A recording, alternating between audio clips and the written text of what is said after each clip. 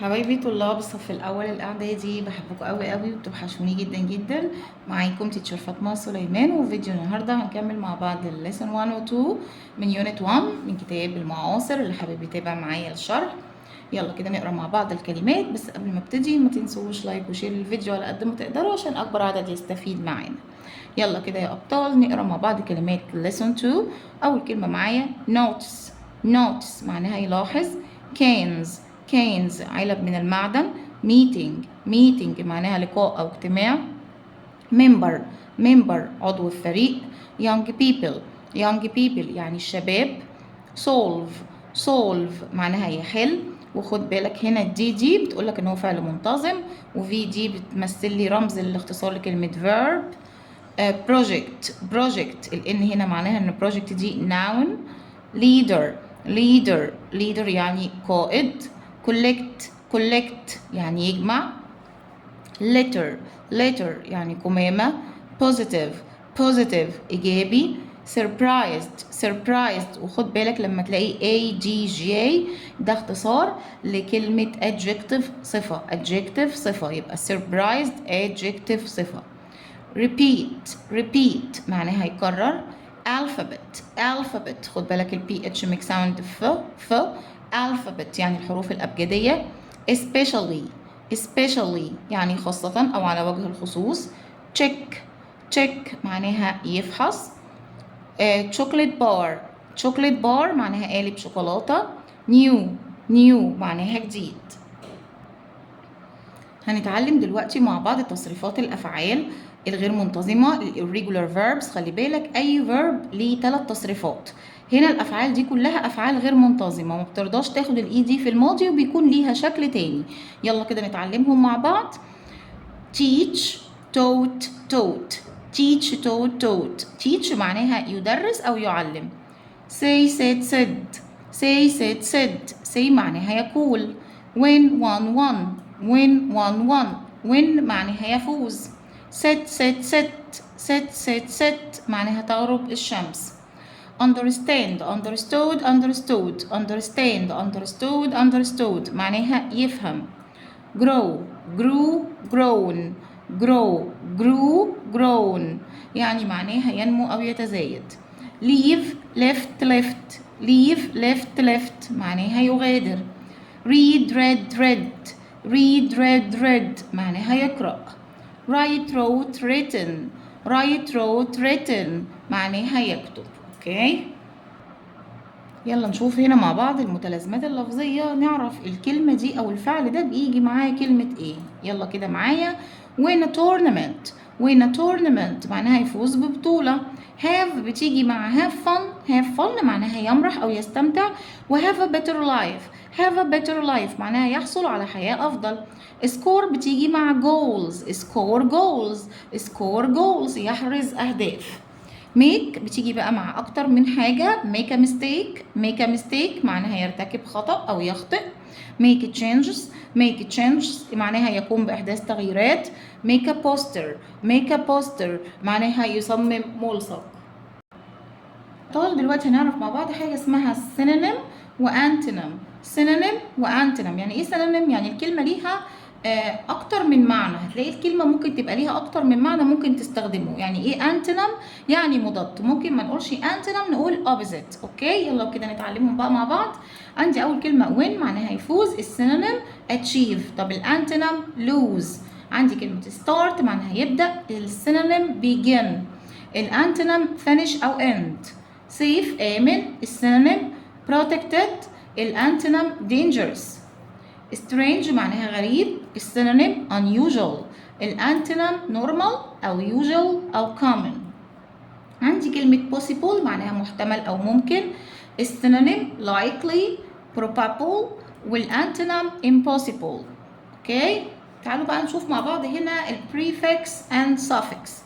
البريفكس هنا عندي هي مجموعة حروف تتحط في أول كلمة بتبقى اسمها بادئة.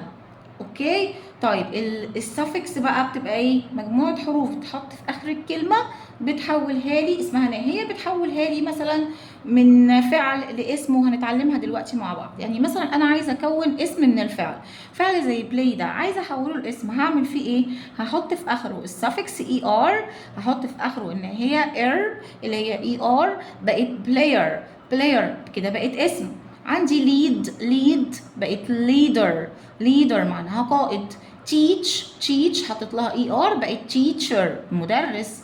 طيب هو انا معرفش اكون الاسم من الفعل غير ان انا احط له اي ار؟ لا، ممكن اكون الاسم من الفعل ازاي؟ ان انا احط في اخره a t i o n. تعالوا كده نشوف. prepare بقت preparation، prepare بقت preparation. صفة من الاسم او الفعل، يعني انا عندي اسم وفعل وعايزه احوله يبقى adjective صفة. تعالوا نشوف ازاي بقى. مثلا زي ده talent، talent عايزه احط له بقى، احوله لصفة، اعمل ايه؟ احط له ed بقت talented، talented. يبقى بكون الصفة من الاسم او الفعل ازاي؟ بحط لها ايه؟ ed. surprise بقت surprised، surprise بقت surprised. طب تعالى بقى نتعلم كده مع بعض ونتدرب على الاكسرسايز ده. نمبر 1 بيقول لي we add the suffix، احنا بنحط السفكس ان هي ايه؟ to form the noun of the verb lead، عشان اكون الاسم من فعل lead. طبعا هحط er leader. Number 2 the suffix changes the word talent into an adjective. ايه النهاية اللي بحطها لكلمة talent وبتتحول لصفة؟ طبعا ال ed talented. Number 3 the opposite of the word safe، عكس كلمة safe. احنا قلنا opposite يعني مضاد، وانتونيم برضو مضاد. عكس كلمة safe، safe معناها آمن، عكسها dangerous. Number 4 the synonym، synonym مرادف، synonym مرادف. the synonym of the word strange، strange أصلا معناها غريب، أنا عايزة كلمة تانية بتساويها. طبعا unusual، unusual. تعالوا هنا نشوف مع بعض الجنرال نوتس، الحاجات النقاط المهمة كده اللي هنتعلمها مع بعض. عندي كلمة quiet معناها إلى حد ما، وquiet هادي. في فرق بينهم؟ في واحدة الاي جوه وواحدة الاي بره. طب انا هحفظها لك الاول قبل ما نفهم اي فرق بينهم. احفظ معايا اللي اخرها تي هادي، اللي اخرها تي هادي دي الصفة، اللي اخرها تي هادي يبقى quiet، quiet اللي اخرها تي معناها هادي. طب يلا نعرف بقى الفرق بين الاتنين. كلمة quiet بتساوي كلمة calm، ودي صفة ودي بستخدمها كadjective. لو قلت لك our street is quiet and very safe، هنا استخدمت quiet كايه؟ كadjective، كصفة. طيب quiet بقى معناها ايه؟ الى حد ما، وبستخدمها اصلا هي كadverb، كحال، وبتحب يجي وراها صفة.